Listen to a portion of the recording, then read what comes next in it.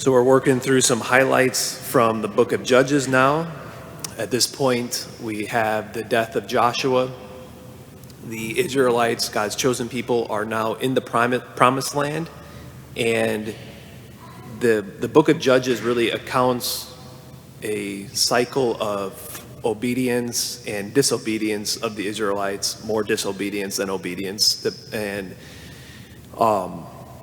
At this point right here in Judges chapter 6, God has handed over the Israelites to the Midianites for 7 years. And this is when Gideon comes on the scene in chapter 6.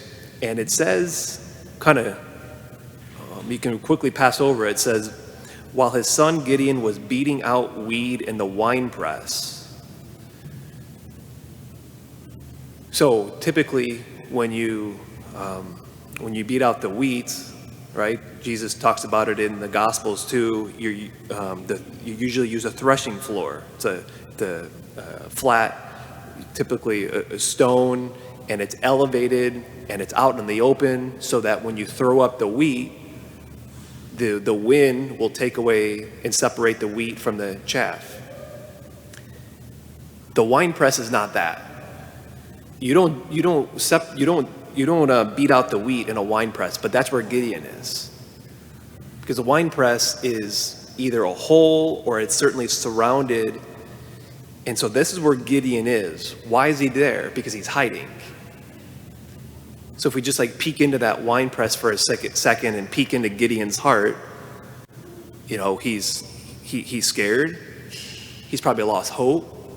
He's probably in the spot where he feels rejected and dejected from God. You hear that in his cry out. He says, my Lord, if the Lord is with us, why has all this happened to us? Why is all this evil happening? Why are we being oppressed? And so he's even complaining here of divine rejection as he sits hiding in the wine press. And what do we have? God comes into his hiding place and calls forth in really this strong language where he says right from the get-go, the Lord is with you, O champion. You got to figure Gideon at this point is looking around being like, who are you talking about, O champion? And he says, go with the strength that you already have. Go with the strength you already have. He's like, I'm going to come into the hiding place. I want to use you to go out and set things right. From the very things that you're hiding from, I want to use you to go out and set things right. You champion.